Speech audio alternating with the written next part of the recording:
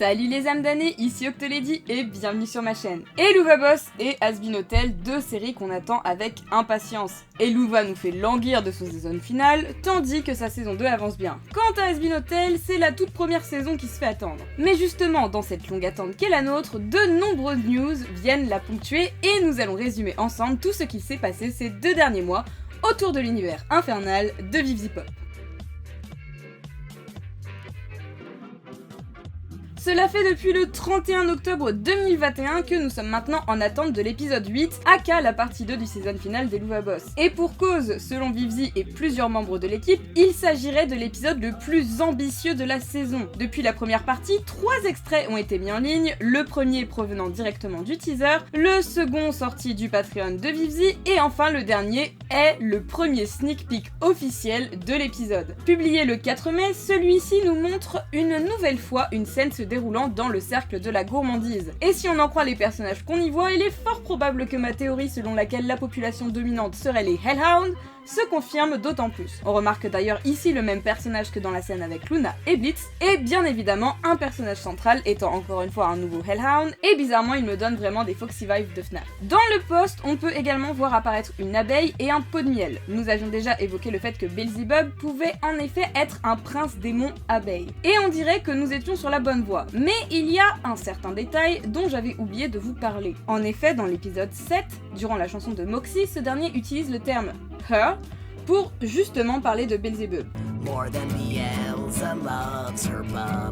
Il est donc possible que nous n'ayons pas 7 princes, mais bien une princesse parmi eux. On pourrait même peut-être parler d'une reine des abeilles. Nous pourrions avoir la chance de connaître donc 2 des 7 péchés à la fin de cette saison. Si le final de la saison 1 n'a toujours pas fait acte de présence, les news sur la saison 2, elles, se multiplient de plus en plus, notamment au travers de nombreux lives donnés par les membres de l'équipe. Voici ici une petite compilation de tout ce qu'on sait déjà. Les personnages de Stella, Fitzaroli, Colin, Agent 1 and 2 et Salime seront de nouveau présents dans la seconde saison. Il y aura plus de développement Stolitz, les deux personnages tenteront encore et toujours de définir ce qu'est leur relation. Richard Horvitz et Jaden Libran doubleront chacun un nouveau personnage. Au cours de la saison 2, nous rencontrerons un personnage australien. La production de la saison 2 est vraiment très bien avancée, ce qui fait qu'il y aura peu d'attente entre la fin de la saison 1 et le début de la seconde.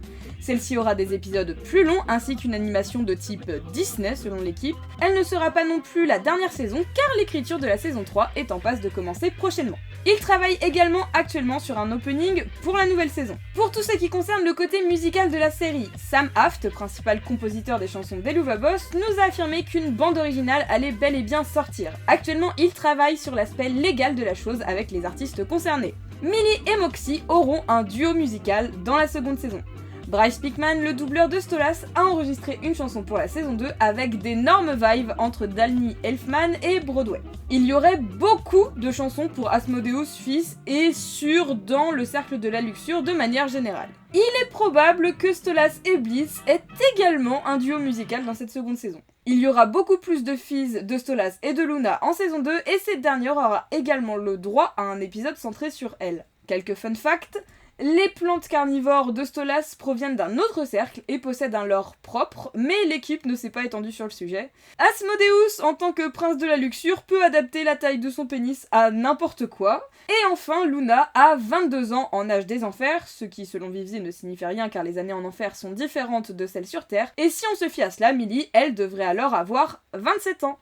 Et oui, ce n'est pas parce qu'aucun épisode ne sort que nous n'avons aucune information pour autant, et j'avoue être totalement hypée pour absolument tout ce qui a été annoncé. Ils n'ont cependant pas précisé si la saison serait plus longue en termes d'épisodes. On ne sait pas par exemple si pour autant la saison 2 aura certes des épisodes plus longs, mais toujours au nombre de 8. En tous les cas, avec le récent sneak peek, nous pouvons être sûrs que l'épisode 8 arrive très prochainement. Je préconise au maximum une fin mai début juin, bien qu'il soit possible que cela arrive avant ou après évidemment.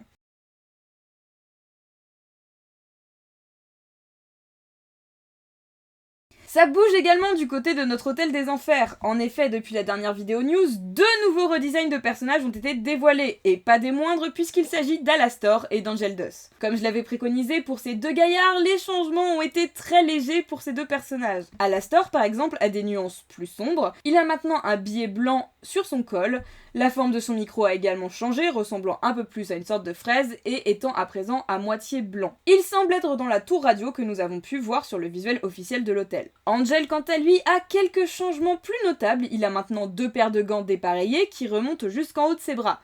La pupille de son œil droit a été supprimée, la couleur de son col a également été changée pour du noir. Le changement le plus choquant pour le fandom étant son absence de fourrure au torse. En effet, jusqu'à maintenant, Angel avait une fourrure bien fournie imitant ainsi une poitrine qu'il ne possédait pas. Et bien, ce n'est à présent plus du tout le cas.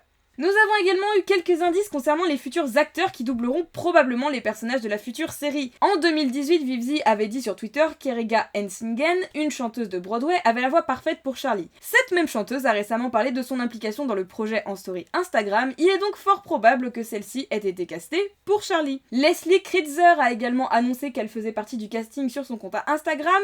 De nombreux fans supposent qu'il s'agit probablement de la future voix de Rosie. Amir Talai a également parlé de son implication sur le projet, il y a fort à parier qu'il soit la nouvelle voix d'Angel Dust. Joel Perez, un autre chanteur de Broadway, a également laissé un commentaire sous une photo de Vivzi avec un groupe de chanteurs-acteurs de Broadway qu'elle rencontrait pour le projet, mentionnant « c'est juste le commencement ». D'abord lui aussi pressenti pour le personnage d'Angel, la communauté a repéré qu'il likait énormément de fanart de Valentino, il serait alors possible que notre papillon de nuit ait trouvé sa voix. Petit détail important, Valentino était hispanique de son vivant. Les autres voix pressenties étant celles de Blake Roman, Daphne Rubin Vega et Christina Alabado, également présents sur les photos, mais n'ayant rien confirmé de leur côté. Nous n'avons toujours aucune idée de la date ou de la plateforme sur laquelle sera diffusée la série, mais nous supposons qu'elle sortira probablement cette année. Je mise sur le mois d'octobre personnellement qui serait une date anniversaire pour la série. Encore merci à tous les membres de la communauté de la chaîne est en partie financée grâce à vous, un énorme merci. Si vous avez apprécié la vidéo, n'hésitez pas à laisser un petit pouce bleu, ça fait toujours plaisir, et ou à vous abonner si vous aimez mon travail, c'est la